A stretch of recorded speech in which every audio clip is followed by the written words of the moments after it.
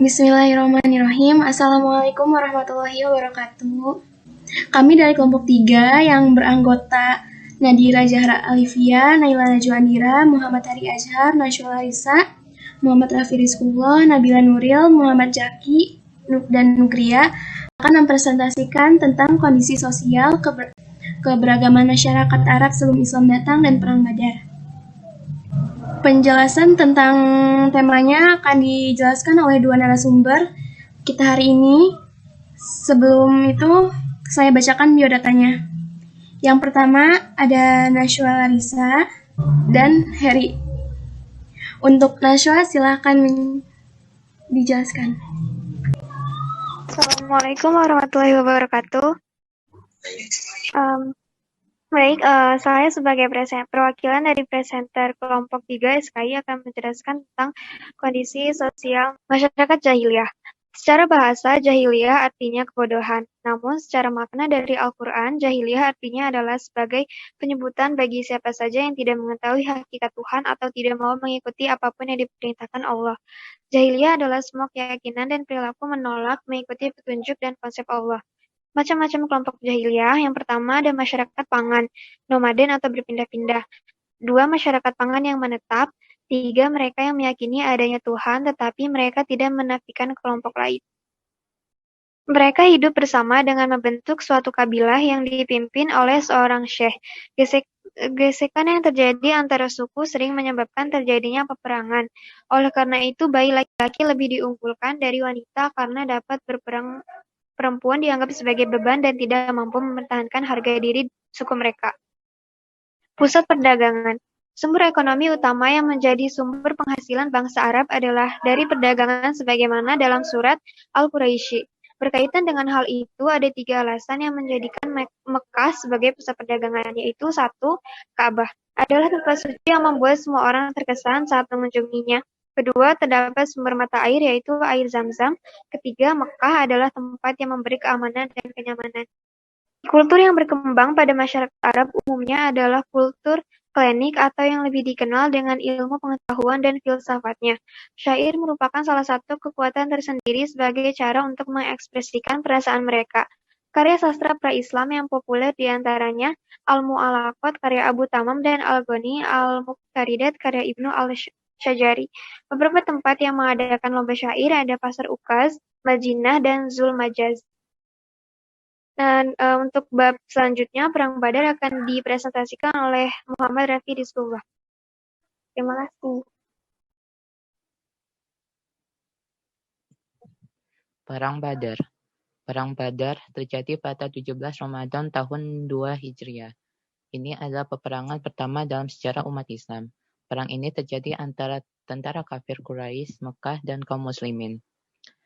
Terjadi di daerah Badar, 120 km dari Madinah, sehingga dikenal dengan nama Perang Badar. Kaum muslimin berjumlah 313 pasukan, sedangkan kaum kafir Quraisy berjumlah 1000 pasukan. Dan dengan izin Allah dimenangkan oleh kaum muslimin. Awal mula terjadinya Perang Badar.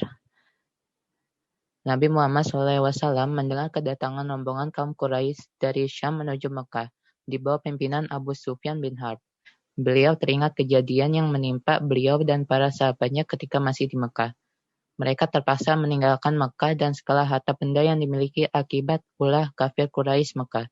Itulah sebabnya beliau mengirim pasukan muslimin untuk mencegah rombongan kafilah tersebut seraya berseru, barang bawaan mereka harus dirampas sebagai gantinya. Semangat jihad berkorban. Kedua pasukan pun bertemu di lembah Badar. Posisi mereka nyaris berhadapan-hadapan di dekat mata air Badar. Saat seorang sahabat yang bernama Al-Habib bin Muzir memberi usulan kepada Nabi Muhammad SAW,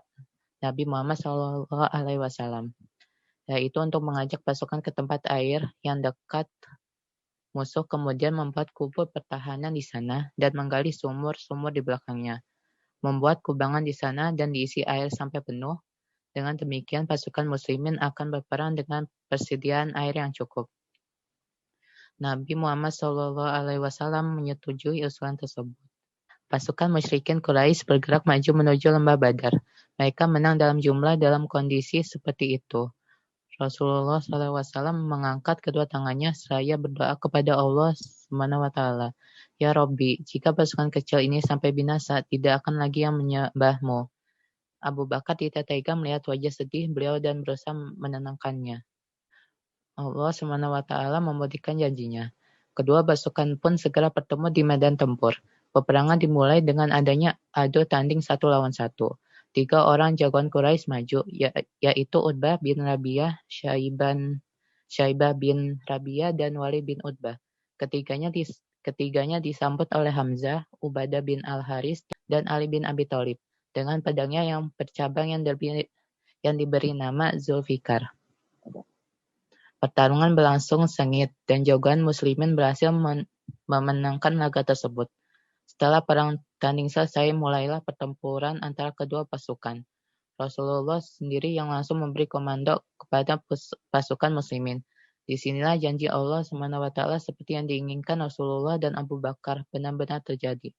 Dengan pasukan kecilnya serta peralatan perang seadanya, pasukan muslim berhasil mengalahkan pasukan Quraisy yang jumlahnya lebih banyak. Hal ini di luar nalar pikiran sehat. Bagaimana mungkin pasukan kecil ini bisa menang dalam perang Badar tanpa kehendak Allah SWT?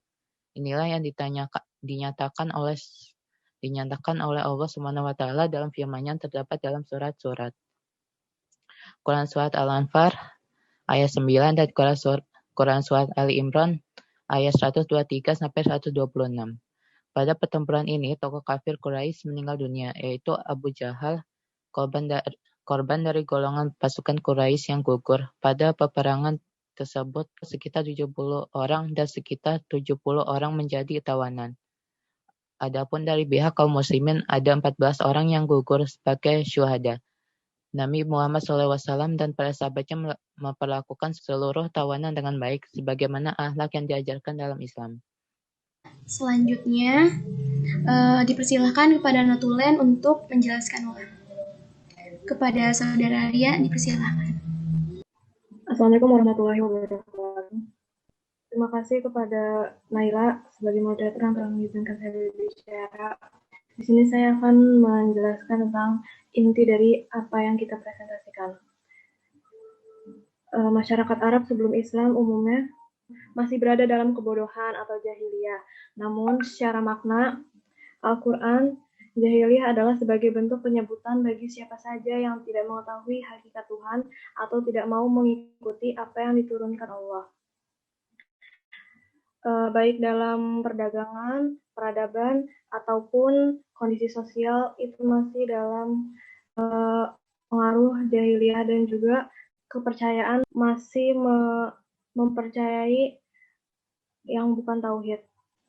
Kelompok-kelompok masyarakat jahiliyah yaitu masyarakat pagan yang nomaden, yaitu yang berpindah-pindah, dan yang kedua masyarakat pagan yang menetap, mereka lebih religius. Yang ketiga mereka yang meyakini adanya Tuhan, tapi mereka tidak menafikan adanya kelompok lain. Sekian, terima kasih. Terima kasih untuk Saudara Ria yang sudah menjelaskan. Sekian presentasi dari kelompok 3, kurang lebihnya tolong dimaafkan.